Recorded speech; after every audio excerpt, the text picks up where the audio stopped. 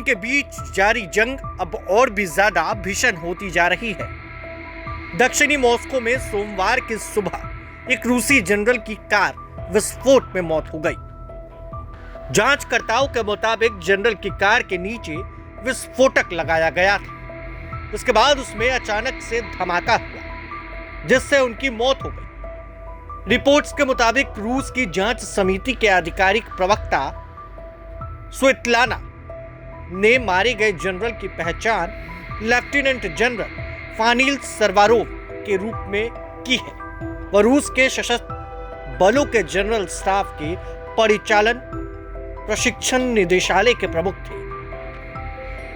उन्होंने कहा कि जांचकर्ता इस हत्या के संबंध में कई संभावित पहलुओं की जांच कर रहे हैं। इनमें से एक यह भी है कि इस अपराध की साजिश यूक्रेन के खुफिया सेवाओं के द्वारा रची जा सकती है। इससे पहले क्रेमलिन की तरफ से बताया गया कि यूक्रेन से पिछले 4 साल से जारी युद्ध को समाप्त करने के लिए लगातार अमेरिका के माध्यम से बातचीत चल रही है। दूसरे प्रवक्ता ने कहा है कि फ्लोरिडा में हुई बातचीत आगे बढ़ रही है। तो वहीं यूक्रेनी राष्ट्रपति ने इस पर प्रतिक्रिया देते हुए कहा कि हम बातचीत कर रहे हैं, मगर इन सब के बीच एक बड़ा हमला हुआ है।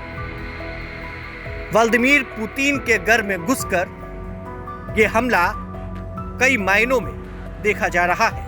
इस हत्या के पीछे क्या यूक्रेन का हाथ हो सकता है? जांच एजेंसियां इस मायने में भी जांच कर रही है। गौरतलब है कि यूक्रेन की सुरक्षा सेवा ने दिसंबर 2024 में एक ऐसे ही हमले में उच्च पद पर स्थापित रूसी जनरल की हत्या की थी। रूसी सेना के परमाणु, जैविक और रासायनिक सुरक्षा बलों के प्रमुख लेफ्टिनेंट जनरल इगोर किरिलोव की उनके अपार्टमेंट बिल्डिंग के बाहर इलेक्ट्रिक स्कूटर में छिपाकर रखे गए बम से मौत हो गई। इस समय में इगोर के सहायक इल्या की भी मौत हुई थी। इस मामले में एक उज्बेक व्यक्ति को तुरंत गिरफ्तार किया गया।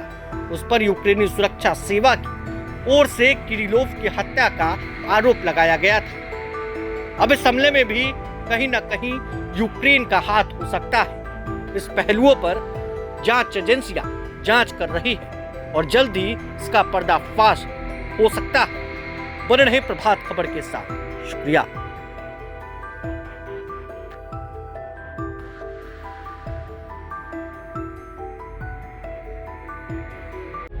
प्रभातखबर.com, विश्वास वही, रफ्तार नहीं।